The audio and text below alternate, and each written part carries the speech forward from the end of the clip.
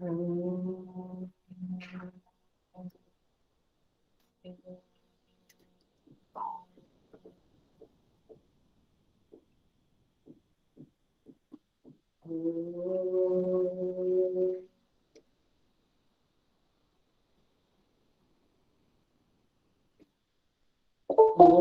सहना भवतु सहनो भुनक्तु सह वीर्यं करवावहै तेजस्विनावधीतमस्तु विद्विषावहै। ओम शांति शांति शांति। समस्त जन कल्याणे निरतं करुणामयं नमामि चिन्मयं देवं सद्गुरुं ब्रह्म विद्वत्।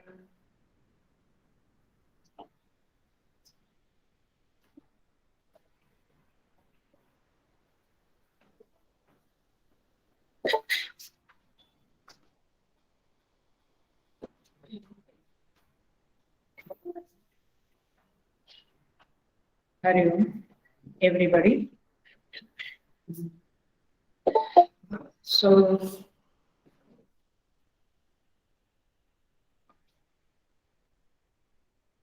I welcome all of you in this Srimad Bhagavad Gita online discourses today on auspicious day of Janmashtami.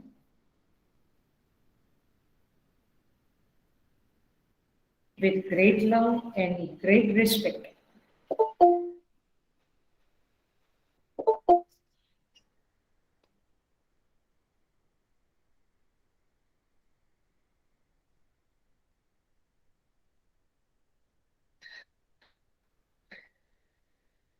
परमेश्वर की कृपा से, पूज्य गुरुदेव के आशीर्वाद से आज इस जन्माष्टमी के शुभ अवसर पर हम लोग इस सत्संग को प्रारंभ कर रहे हैं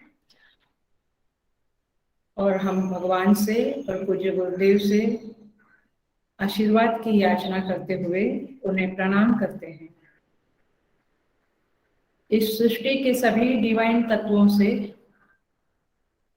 सभी गुरुजनों से, ऋषिगण से, देवगण से, संत महात्माओं से हम आशीर्वाद की याचना करते हैं कि यह सत्संग जो हम शुरू कर रहे हैं, इस सत्संग के फलस्वरूप वक्ता और श्रोता दोनों के प्रति प्रभु आशीर्वाद दे कि हम सबकी बुद्धि निर्मल बने, शुद्ध बने। यही की प्रार्थना करते हुए हम इस सत्संग को आरंभ करेंगे और यही प्रार्थना का सूत्र संपूर्ण गीता में चलता रहेगा। यही प्राप्ति की अपेक्षा से हम इस सत्संग को शुरू करते हैं।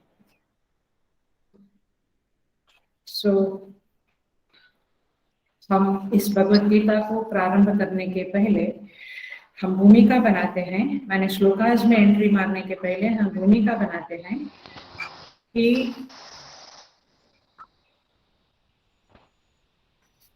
प्रश्न से भूमिका बनाते हैं। मैं प्रश्न करती हूँ, इस संसार में जीव की मूल मांग क्या है? जीव की मूल मांग क्या है? What we all expect, हम सभी लोग जीवन में क्या चाहते हैं, इसके ऊपर बहुत जरूरी है कि विचार करें। हम करेंगे, लेकिन शास्त्र की जो वाणी है वो मैं आपको बताती हूँ। शास्त्र कहते हैं सभी जीव की मूल मांग है परम आनंद की प्राप्ति और दुख की आत्यंतिक निवृत्ति। Everybody wants to be happy and everybody wants कि उन्हें कभी भी किंचित मात्र भी दुख ना पहुंचे। जीव का अर्थ मनुष्य ही नहीं है, सभी प्राणी, चींटी से लेके हाथी तक, ब्रह्मा जी तक, सभी का यही इच्छा रहता है कि हम हमेशा आनंद में रहे, कभी भी हमें दुख की लेश मात्र भी प्रतीति ना होवे। ये हम सबकी मांग है सभी जीवों की। अब देखें, आप चाहे तो मैं आपसे निवेदन करूंगी कि आप अपना नोट और पेन रखें। सारा लेक्चर नहीं, लेकिन मूल बातें जो कुछ कुछ होगी वो आप जरूर से नोट डाउन करिएगा, ताकि अगला वीक तक, नेक्स्ट क्लास तक आपको चिंतन का मटेरियल मिलेगा। चिंतन के लिए आपकी बुद्धि में एक साइकिल शुरू हो जाएगा थिंकिंग का। तो जीव की मूल मांग परमानंद प्राप्ति, दुख के आत्यंतिक निवृत्ति है। लेकिन BUT बट हम इस मांग की पूर्ति के लिए किस साधन को अपनाए हुए हैं, कौन से उपाय हम कर रहे हैं जीवन में इस मूल मांग की पूर्ति के लिए, निवृत्ति के लिए। तो देखने में आता है, जो ऋषि मुनियों ने रिसर्च की है, तो ऋषि मुनि एक क्वेश्चन करते हैं, सुख मूलम किम। थोड़ा थोड़ा संस्कृत आएगा, सुख मूलम किम। तो सुख का मूल क्या है? तो ऋषि ही जवाब देते हैं, हमारी तरफ से, हमारी वृत्ति का अनुवाद करते हुए ऋषि कहते हैं, सामान्यतया लोग ऐसा सोचते हैं, धन मूलम सुखम, धन मूलम सुखम, माने सुख का मूल धन है, धन मिलेगा तो सुख मिलेगा। ऐसी ही हम लोगों की सामान्यतया कल्पना है। Am I right? Yes. सुख, धन मिला तो सुख मिलेगा, इसीलिए सभी जीव धन के पीछे पड़ा हुआ है। धन का अर्थ होता है पदार्थ भी, इसलिए प्राणी मात्र पदार्थ के पीछे पड़ा हुआ है। तो धन मूलम सुखम। दूसरा भी एक विचार है मनुष्यों में, अथवा समझ है, वो गहरा समझ है या सही समझ है, सारी डिटेल बाद में सोचेंगे। एक मैं जनरल पिक्चर देती हूँ आपको, सिनेरियो देती हूँ। दूसरी एक समझ है, आरोग्य मूलम सुखम। लोग कहते हैं कि हमें हेल्थ चाहिए, बस बाकी सब हम डील कर लेंगे। तो आरोग्य के लिए लोग मेहनत करते हैं। क्या क्या करते हैं? जिम में जाते हैं, योगा करते हैं, डाइटिंग करते हैं, फास्टिंग करते हैं, so many ways they are trying कि हमें आरोग्य प्राप्त हो। तो ये एक समझ है मनुष्यों में या प्राणियों में कि हमें आरोग्य है तो हम सुखी होंगे। तो परम आनंद की प्राप्ति में ये आरोग्य एक हेतु बन गया। तीसरा, जब ये दोनों चीजें जीव के पास आती है, मनुष्य के पास आती है, तो वो आगे बढ़ता है, उसकी मांग, उसकी सुख की समझ विस्तृत होती है, और वह सोचता है, जो ऋषि मुनियों ने ढूंढ के निकाला है, ये है सत्ता मूलम सुखम, राज सत्ता मूलम सुखम। राज सत्ता कहूं या सिंपल सत्ता, माने पावर एंड पोजीशन ही सुख का आधार है। पावर एंड पोजीशन ही सुख का आधार है। माने मुझे सुखी बनना है तो मुझे पावर एंड पोजीशन चाहिए। May be they all want all these three things, या मे बी वन थिंग। हर एक की अपनी अपनी नजरिया है। तो तीसरा है सत्ता मूलम सुखम। सत्ता, राज सत्ता माने पॉलिटिक्स में पावर होवे, या बिल्कुल घर में पावर होवे, जैसे डोमिनेशन जो करते हैं व्यक्ति घर में, समाज में, ऑफिस में, संस्थाओं में, जहां पर भी जो सत्ता मूलम सुखम का अर्थ है, सुख की प्राप्ति के लिए लोग सत्ता चाहते हैं, क्योंकि सत्ता के जरिए उनको सुख की अनुभूति होती है। प्लीज आप ध्यान से सुनिएगा, क्योंकि ये क्लास वो मोबाइल ऑन करके कुकर चढ़ाया एंड मोबाइल देखते रहे, मैंने एक टाइप का क्लास नहीं होगा, आपको बिल्कुल सॉलिड क्लास मिलेगा 1 घंटे का। सत्ता मूलम सुखम, ये तीसरी मांग है। आप अपने जीवन में और आसपास के लोगों के जीवन में, प्राणियों के जीवन में ये चीजें देखते रहना। धन मूलम सुखम, धन मूल माने पदार्थ, रोटी कपड़ा मकान इत्यादि। आरोग्य मूलम सुखम, और तीसरा है सत्ता मूलम सुखम। तो ये जो सत्ता की चाहना है सबको, ये भी एक सुख का आधार है, ऐसा मनुष्यों का मानना है। चौथा है, जो ऋषि मुनियों का शब्द है, वो ये है, स्त्री पुरुष मधुर भाव सुखम। माने कि रिलेशनशिप में, चाहे बच्चे की हो, माता पिता की, गुरु की, जहां पर भी रिलेशनशिप में मनुष्य को आनंद रहता है। रिलेशनशिप के आगे वे सब कुछ को तुच्छ समझते हैं। तो सुख की हमारी कल्पना वहां पर भी बैठी हुई है, मधुर भाव में, रिलेशन संबंधों में हमारी कल्पना बैठी हुई है। तो इस तरह से संबंध जो है, रिलेशनशिप जो है, वहां भी सुख की कल्पना है।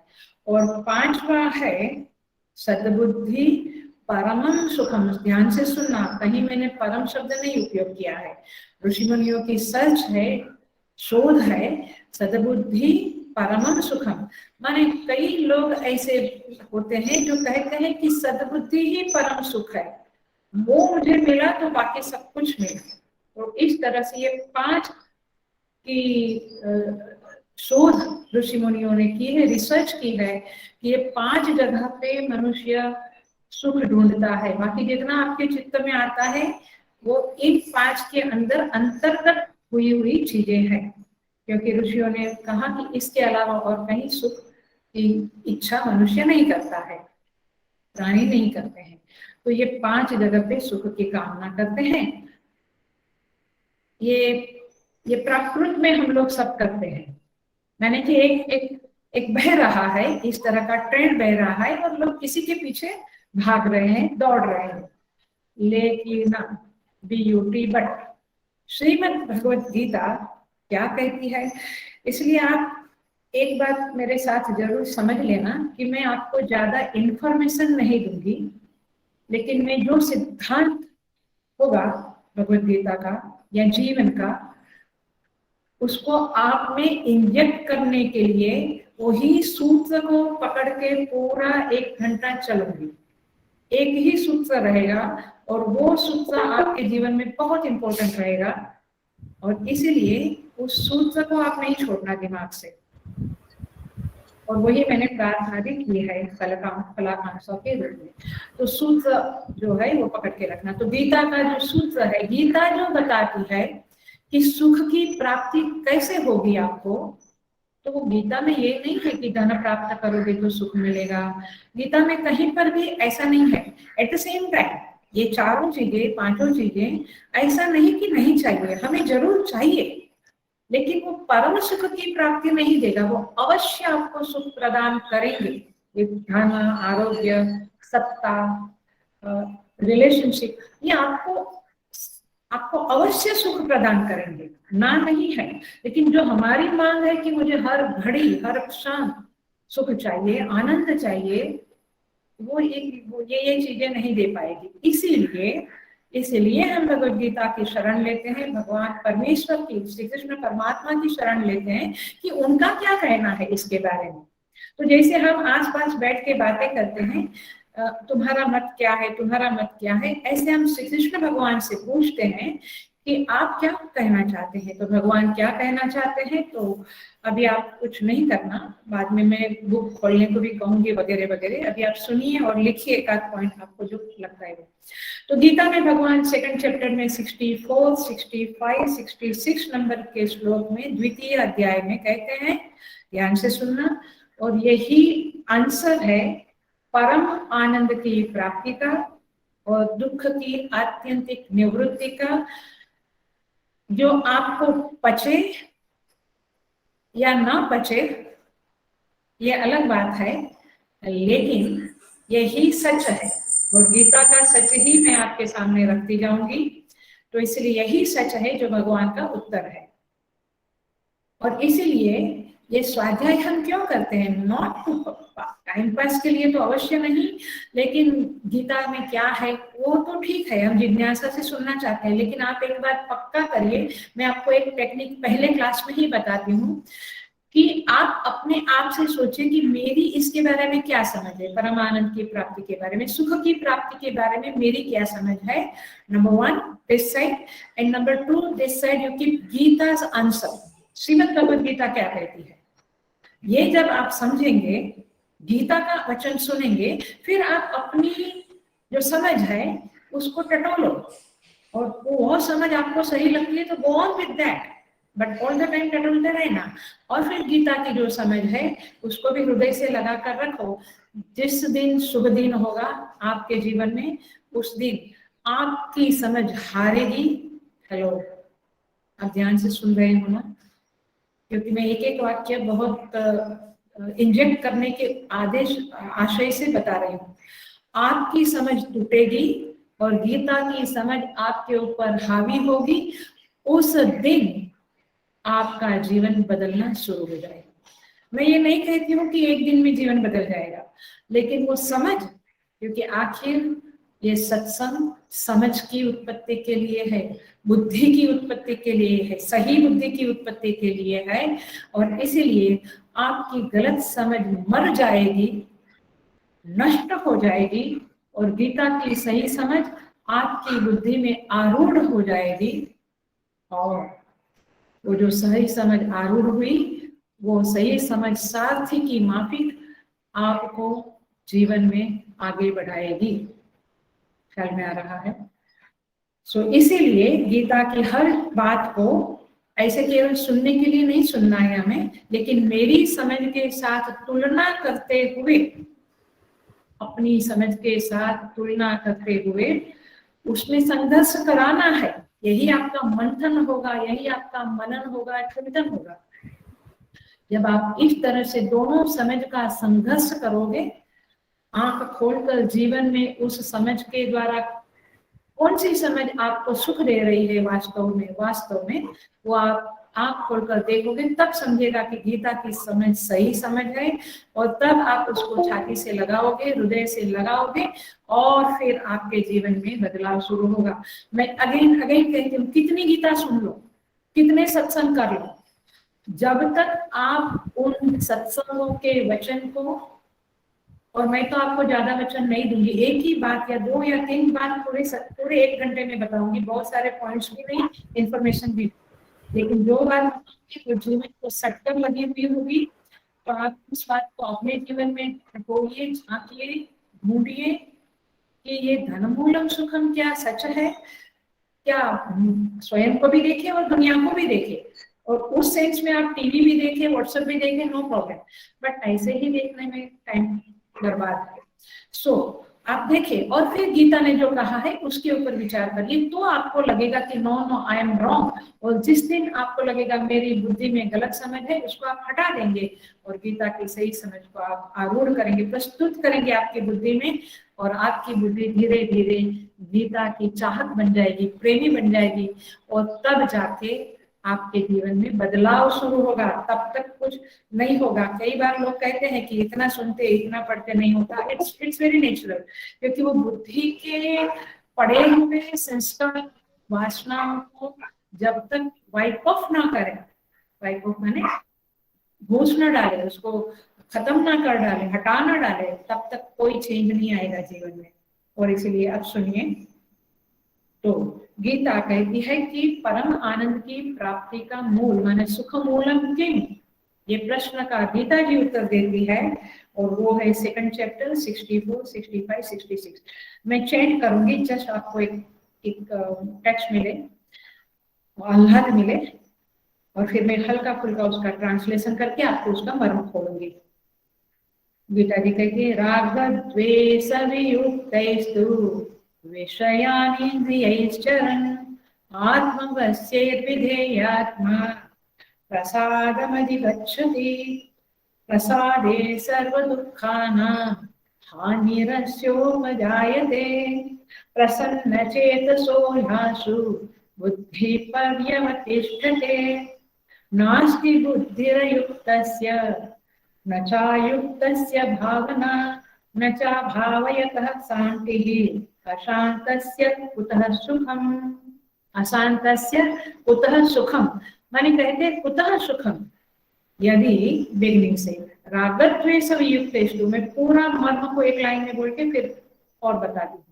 रागद्वेष जब वियुक्त हुआ माने जीवन में, हमारे चित्त में, हमारी बुद्धि में रागद्वेष नहीं है, पक्षपात आपकी भाषा में, पार्शियलिटी का दोष नहीं है, और फिर हम विषयान इंद्रिय चरण, फिर हम जगत में व्यवहार करते हैं, संघर्ष करते हैं, उद्यम करते हैं, ऐसे लोग प्रसादमधिगच्छति, प्रसन्नता को प्राप्त करते हैं। देखिए, प्रसन्नता माने कि परम आनंद की प्राप्ति। प्रसन्नता शब्द जो हम व्यवहार में यूज करते हैं वो नहीं है, शास्त्र में प्रसन्नता का अर्थ होता है आनंद की प्राप्ति, परम आनंद की प्राप्ति। सो कहते हैं प्रसादे सर्व दुखानां हानिरस्योपजायते। देखो, तो प्रसन्नता की माने परम आनंद की प्राप्ति है, राग द्वेष वियुक्तेस्तु, और फिर सारे दुखों की हानि भी उसी में है, राग द्वेष वियुक्तेस्तु। राग और द्वेष को जिसको इंग्लिश में ही समझता है वे समझे अटैचमेंट एंड अवर्सन। अटैचमेंट माने राग, अवर्सन माने हेट्रेड या नफरत, यह है अवर्सन, द्वेष, that is the right word. So ये जो अटैचमेंट एंड अवर्सन है वही हमारे जीवन में मल को प्राप्त करता है, माने अंतःकरण मलिन होता है, और जब वो निकल जाते हैं तो हम प्रसन्नता को प्राप्त करते हैं, माने परम आनंद की तरफ आगे बढ़ जाते हैं। परमानंद तो ज्ञान से मिलेगा, लेकिन अभी मैं उधर तक सीरियस में नहीं जाऊंगी आपके साथ एकदम बिगिनिंग में, तो हम धीरे धीरे आगे बढ़ेंगे। प्रसादे सर्व दुखानां हानिरस्योपजायते, माने प्रसन्नता जो मिली, अंतःकरण जितना शुद्ध हुआ, बुद्धि जितनी शुद्ध हुई, उतना आपके जीवन में, आपके हृदय में आनंद लहराएगा, आनंद उत्पन्न होगा, आनंद भरा भरा रहेगा, लबालब आनंद से आप भरे रहोगे, irrespective of आउटर सिचुएशन, बाहरी परिस्थिति के बावजूद, माने बाहरी प्रतिकूल परिस्थिति के बावजूद, बाहरी अनुकूल परिस्थिति के बावजूद आपका हृदय आनंद से लबालब भरा रहेगा। कब? जब चित्त में मलिनता राहित्य है, चित्त निर्मल बना हुआ है। इसीलिए गीता जी का कहना ये नहीं है धन मूलम आरोग्य मूलम सत्ता मूलम, ये नहीं है। गीता जी कहती है निर्मलता ही सुख का हेतु है। ये सिंपल वाक्य मैंने आपको बता दिया, क्योंकि आगे का 66 नंबर के श्लोक में कहती है गीता जी, नास्ति बुद्धिर्युक्तस्य, जो राग द्वेष रहित नहीं हुआ उसको बुद्धि प्राप्त नहीं है। ओ माय गॉड, लेकिन दुनिया में तो बहुत बुद्धि वाले लोग हैं जो राग द्वेष से भरे हैं, लेकिन वो मलिन बुद्धि होने पर भी आप मटेरियलिस्टिक चीजों को प्राप्त कर सकते हैं। Nothing big deal into that. Even if आपकी बुद्धि में निर्मलता है तो और आगे बढ़ेंगे, लेकिन मलिन है तो भी काम तो चल जाएगा मटेरियलिस्टिक में, लेकिन स्पिरिचुअल जर्नी में, सुख की प्राप्ति में, आनंद की प्राप्ति में आपको निर्मल बुद्धि ही चाहिए। इसलिए न चा भावयतः शांति अशांतस्य कुत सुखम। और फिर जब मलिन बुद्धि है तो आप युक्त नहीं हुए हो, आप योग्य नहीं हो, तो आपको शांति भी नहीं है और सुख भी नहीं है। तो इस 3 श्लोक में श्रीमद् भगवत गीता हमें सिखाती है कि सुखमूलम किम परमम सद्बुद्धि, जो 5वां सद्बुद्धि, परमम सुखम, जो ऋषियों का 5वां शोध था, वो यही चरम सुख की प्राप्ति सद्बुद्धि में है। प्लीज अंडरस्टैंड दिस, हृदय में बिठा दो। आज के क्लास का सब कुछ भूल जाएंगे तो चलेगा, लेकिन सद्बुद्धि परमम सुखम ये याद रखो। परम सुख तो सद्बुद्धि में है। और इसलिए मुझे लगता है कि हमारे जो बाप दादा माने वडील पूर्वज लोग जो थे वे बहुत ही शयाने थे, वे बहुत बुद्धिमान थे। वे हमको छोटे बच्चे थे तब सिखाते थे कि बेटा ऐसे प्रार्थना करो, हे भगवान मुझे सद्बुद्धि दो। एम आई राइट? यही प्रार्थना होती थी। धन दो वगैरह की प्रार्थना मुझे नहीं लगता है कि पेरेंट्स सिखाते थे बच्चों को। एनीवे, आज आप क्या सिखाते हैं मुझे नहीं पता, लेकिन सीखने जैसी चीज है, प्रार्थना करने जैसी चीज है, मांगने जैसी चीज है परमात्मा से। तो मांगो, धन मांगो, आरोग्य मांगो, मांगो, लेकिन ये समझते हुए कि ये टेम्पररी खुशी देगा, परमानेंट खुशी तो सद्बुद्धि ही देगी। मैं मना नहीं करती हूँ, आप ऐसा नहीं समझना कि धन की जरूरत है, एकदम से ऐसे आर्ग्यूमेंट ना करें हम अपने माइंड के अंदर। हम समझे कि यस इन सब की जरूरत है, even I am agree, Gita ji भी एग्री करेगी आगे चल के, लेकिन गीता जी कहना चाहती है परम सुख की प्राप्ति तो सद्बुद्धि से मिलेगी, निर्मल चित्त से मिलेगी। और चित्त जब निर्मल बनेगा फिर धीरे धीरे वो ज्ञान के लिए अवेलेबल होगा। अंडरस्टैंड प्लीज, ज्ञान के लिए अवेलेबल होगा, तब ज्ञान के अंकुर उस हृदय में, उस बुद्धि में फलेंगे, फूलेंगे, अंकुरित होंगे। फिर उस ज्ञान का आपको लाभ मिलेगा और फिर जो आत्मज्ञान एक जीव का चरम लक्ष्य है उसको आप प्राप्त करेंगे। लेकिन जो बिगनिंग है वो है राग द्वेष वियुक्त। और ये राग द्वेष राहित्य के लिए आपको श्रीमद् भगवद गीता सजेस्ट कर रही है। संपूर्ण गीता में धर्म का उपदेश, भक्ति का उपदेश और ज्ञान का उपदेश सारी गीता आपको बताएगी। हम आगे आगे देखेंगे। लेकिन आज के लिए मैं इतना कहूंगी कि जैसे अर्जुन ने युद्ध किया, युद्ध के लिए खड़ा था, तब ये उपदेश मिला।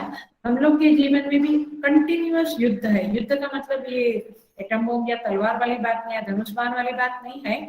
ये जो responding to the situations and the people, हम जिस तरह से व्यवहार करते हैं, लोगों के साथ डील करते हैं, परिस्थितियों के साथ डील करते हैं, वो जो हमारा डे नाइट का, रात दिन का जो युद्ध है, संघर्ष है, उस संघर्ष में हमारा रिस्पॉन्डिंग सिस्टम क्या है, हम किस तरह से रिस्पॉन्ड करते हैं, ये देखना पहला लेसन है आज का। क्योंकि रिस्पॉन्ड इस तरह से करें हम कि हमारी वासनाएं, मलिनताएं डिक्रीज होवे और गुडनेस, निर्मलता बढ़े। तो गीता जी आपको क्या सिखाने वाली है? बिगिनिंग में आत्मज्ञान की बातें करेंगे जब हम लोग काफी मैच्योर होंगे तभी। लेकिन बिगिनिंग में क्या सिखाने वाली है कि कैसे चित्त में निर्मलता बढ़े। क्योंकि वासना जितनी कम होगी, निर्मलता बढ़ेगी, उतना ही आपके जीवन में आनंद का प्रादुर्भाव होगा, सुख का प्रादुर्भाव होगा, जो परमानेंट रहेगा इररिस्पेक्टिव ऑफ विपरीत परिस्थिति। और इसलिए और फिर आप ज्ञान के अधिकारी भी बन जाएंगे। इसीलिए श्रीमद् भगवद गीता का पहला लेसन, और इसलिए मैंने प्रार्थना भी की थी कि हमें निर्मल बुद्धि भगवान प्रदान करें इस स्वाध्याय के द्वारा। और ये निर्मल बुद्धि प्रदान करेंगे प्रभु तब इसकी एक नींव डाल देती हूँ। फिर अगले क्लास में हम करेंगे, may be 5 minutes, only 5 minutes I will ask for. अगले क्लास से हम सीधा 11 बजे सत्संग शुरू करेंगे। इसकी नींव है श्रीमद् भगवद गीता के पहले अध्याय में, जिसे हम याद करेंगे, जहाँ पे कहते हैं, बिगनिंग में ही कहते हैं, दुर्योधन का एक वचन और एक अर्जुन का वचन आपको बताती हूँ। किस संदर्भ में? मलिनता को कैसे कम करें, राग द्वेष को कैसे कम करें, प्रसन्नता को प्राप्त करें। और वो प्रसन्नता ही चित्त की निर्मलता का सूचक है। जो व्यक्ति सदा प्रसन्न रहता है वो निर्मल बुद्धि वाला होता है। यहाँ पे दुर्योधन भीष्म पितामह से कहता है, और दुर्योधन द्रोणाचार्य भीष्म पितामह के पास जाता है बिफोर द युद्ध, and he speaks this words. वो क्या कहता है? अन्ये च बहवः शूराः मदर्थे त्यक्त जीविताः। गीता के पहले अध्याय में आएगा। अन्ये च बहवः, वो सारे अपनी पार्टी के योद्धाओं की पहचान करा रहा है, और सामने की पार्टी माने कौरवों की पार्टी का भी पहचान करा रहा है। तो इस तरह से किसको? भीष्म पितामह वगैरह को। तो वो कहता है कि अन्ये च बहवः शूराः मदर्थे त्यक्त जीविताः। बहुत सारे शूरवीर लोग इस सैन्य में, माने मेरे कौरवों के सैन्य में, मेरे सैन्य में मेरे लिए मदर्थे त्यक्त जीविताः, समझ में आता है? मेरे लिए जीवन को छोड़ने को तैयार है। He is so happy that others are sacrificing for me. See the attitude. आप इस एटीट्यूड को ध्यान में रखना, क्योंकि गीता की एटीट्यूड सिखाएगी आपको। एटिकसी नहीं, एटीट्यूड। सो एटीट्यूड देखिए दुर्योधन का, मेरे लिए लोग मरने को तैयार हुए हैं, they are all going to sacrifice for me, and he is feeling कि आई एम समथिंग। मैंने उसके व्यक्तित्व की, उसके राज्य की, उसके राजा होने की प्रतिष्ठापन के लिए so many people are there to die, बहुत सारे लोग मरने को तैयार है, ऐसा वो वचन बोलता है। उसी प्रथम अध्याय में अर्जुन श्री कृष्ण के प्रति वचन बोलते हैं, भगवान से कहता है, क्या कहता है, येषाम् अर्थे कांक्षितम नः राज्यम भोगा सुखानि च। येषाम् अर्थे माने इन लोगों के लिए, माने मेरे सैन्य में जो लोग हैं, मेरी प्रजा जो है, उनके लिए येषाम् अर्थे कांक्षितम नः, हम लोग आकांक्षा करते हैं, इच्छा करते हैं, क्या, राज्यम भोगा सुखानि च, ये राज्य, ये भोग, ये सुख की कामना किसके लिए, मेरे लिए नहीं, किसके लिए, येषाम् अर्थे माने इन लोगों के लिए, मेरी प्रजा के लिए। जबकि ये कृष्ण भगवान को कहते हैं। आप समझ रहे हैं एटीट्यूड कैसे बदल गया है, कि किसका कैसा है। एक एटीट्यूड देखिए और दूसरा एटीट्यूड देखिए, और आप अपने जीवन में झांकिए, अपने अंतःकरण में झांकिए कि मेरा एटीट्यूड, मैं उठता हूँ तब से लेकर सोता हूँ तब तक, और आज जितने साल मुझे 40, 50, 60 जो भी साल हुए, मेरा एटीट्यूड क्या रहा है जीवन में। मेरा एटीट्यूड में दुर्योधन रहा है कि अर्जुन रहा है। फिर हम कहें कि श्री कृष्ण मुझे सहाय करें, इसके ऊपर आप सोचिएगा कि श्री कृष्ण कैसे सहाय करेंगे। श्री कृष्ण में कोई पक्षपात नहीं है, भगवान में पक्षपात नहीं है, बट दुर्योधन की तरफ क्यों नहीं गए, क्यों अर्जुन की तरफ गए, क्योंकि attitude is the thing which attracts the grace of the Lord. हमारा एटीट्यूड ही परमेश्वर की कृपा को, अनुग्रह को खींचने की सामर्थ्य रखता है अथवा असामर्थ्य रखता है। इसलिए आप देखिएगा, मैं गीता के वचन को उठा कर फिर आगे चल के थोड़ी हम स्टोरीज बोलेंगे महाभारत वगैरह से, लेकिन मैं जितना हो सके इतना ट्रेडिशनल क्या बोलेंगे, टेक्निकल वर्ड्स को इंट्रोड्यूस नहीं करूंगी शुरुआत में। जब आपकी तैयारी होगी तो हम लोग अच्छी तरह से वेदांतिक वे में पढ़ेंगे, बट अभी हल्का फुल्का कर रही हूँ मैं बिगिनिंग में। I am very ill-famed for putting a lots of technical Vedantic words. मुझे लोग कहते हैं आप बहुत ज्यादा वेदांतिक टेक्निकल वर्ड्स मत बोलिए, हमको कुछ नहीं समझता है। और इन लोगों के प्रति, न्यू ग्रुप के प्रति तो आप बिल्कुल, अभी राजश्री ने बताया वैसे हल्का फुल्का रहना, तो I am trying like that. So पूरा करते हैं। दुर्योधन का भावना ये है अथवा समझ ये है कि सब लोग मेरे लिए, माने मेरी प्रतिष्ठा के लिए, मेरे राज्य के, मेरी प्रतिष्ठा के लिए, मुझे राजा होने के लिए ये लोग ये सैन्य युद्ध जीते, युद्ध करें। और अर्जुन कहता है कि ये युद्ध में इसलिए जीतना चाहता हूं कि मेरी प्रजा को सुख मिले, भोग मिले, राज्य मिले। सो इस तरह से क्वेश्चन छोड़ती हूँ, आप उसके ऊपर विचार करना। क्वेश्चन यह है, बात ये चल रही थी, आप भूलना नहीं, रागद्वेष युक्तेषु, वहां पे रागद्वेष को कम करना है। एक बात ध्यान रखना, रागद्वेष माने लाइक एंड डिसलाइक नहीं। बड़े बड़े संतों को भी कुछ लाइक होता है, कुछ डिसलाइक होता है। ये हमारी सामाजिक समझ कई बार बहुत गलत होती है। तो like and dislike is not a रागद्वेष। लाइक डिसलाइक सबको होता है, लेकिन उसमें जो अटैचमेंट वाला मामला है, आसक्ति वाला मामला है, वो संतों में नहीं होता है। लाइक डिसलाइक सबको होता है। तो राग एंड द्वेष इज अ डीपर थिंग, जो आपको अन्याय करवाती है। आपकी लाइक डिसलाइक जब आपको अन्याय करवाए तब समझ लेना ये राग द्वेष में पलट गया है। ये देखेंगे हम कैसे चीजें ट्रांसफॉर्म हो जाती है नेगेटिविटी में। तो इसीलिए राग द्वेष रहित होना माने जीवन में निर्मलता होना। निर्मलता ही का अर्थ है धर्म, और धर्म ही ये है कि आप दुर्योधन की तरफ हो या अर्जुन की तरफ हो। आप अर्जुन की समझ के साथ हो तो आप धार्मिक हो, अन्यथा हरिओम। इसलिए यतो धर्म ततो जय कहा है। महाभारत की ओपनिंग में कहा यतो धर्म ततो जय, जहाँ धर्म है वहां जय है। और हमने देखा कि जय किसकी हुई, पांडवों की हुई, क्योंकि वहां धर्म था। तो इसलिए आप, अब मैं फाइनल वाक्य बोलती हूँ, आप अपने व्यक्तित्व की प्रतिष्ठा के लिए व्यवहार कर रहे हो या संपूर्ण प्राणियों के हृदय में सुख की प्रतिष्ठा के लिए व्यवहार कर रहे हो।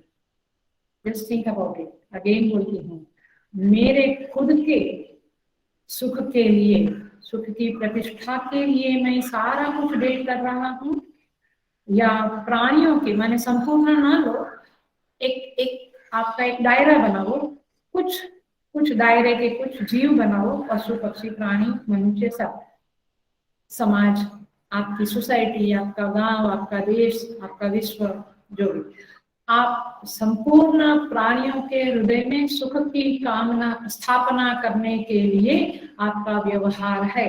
सुबह उठकर रात को सोने तक आपके व्यवहार में कौन सा एलिमेंट प्रायोरिटी रखता है, कौन सा एलिमेंट ऊपर है, माने मेरा केवल मेरा सुख या अन्य लोगों का भी सुख उसमें निहित है मेरे व्यवहार में, यह आप देखना है। क्योंकि दुर्योधन में केवल मेरी प्रतिष्ठा के लिए, मेरे राज्य की प्रतिष्ठा के लिए, अपने व्यक्तित्व को उभारने के लिए ये युद्ध था, अपने अहंकार की पुष्टि, अपनी इच्छा की पुष्टि के लिए। और अर्जुन के अंदर येषाम् अर्थे कांक्षितम् नः, इन सबके हृदय में सुख होवे, सबको राज्य भोग सब कुछ मिले, इन लोगों के लिए मैं युद्ध करना चाहता हूँ। तो आप युद्ध माने संघर्ष, माने आप डे टू डे एक्टिविटीज किसके लिए करना चाहते हो, इसके ऊपर आप गीता को धीरे धीरे बचा पाओगे। क्योंकि गीता का स्पष्ट मत है, रागद्वेष वियुक्तेषु प्रसादमधि गच्छति। एक टुकड़ा मैं देती हूँ, रागद्वेष वियुक्तेषु प्रसादमधि गच्छति। इतना पक्का कर लो आज के क्लास से, और सारी बातों को सोचिएगा। और मैं आपका 5-7 मिनट ज्यादा लिया है, एक्सक्यूज मी फॉर दैट, लेकिन हम अगले क्लास से ठीक तरह से करेंगे। ओम पूर्णमदः पूर्णमिदं पूर्णात् पूर्णमुदच्यते पूर्णस्य पूर्णमादाय पूर्णमेवावशिष्यते। ओम शांति शांति शांति। हरि ओम। श्री गुरुभ्यो नमः। हरि ओम। भगवान श्री कृष्ण की आज के दिन पे सभी के ऊपर बहुत कृपा होवे, और ये भगवद गीता का सत्संग जैसा उन्होंने कहा है वैसा हमारे हृदय में स्थापित होवे, ऐसी प्रार्थना करते हुए हम अगले क्लास में मिलेंगे। हरि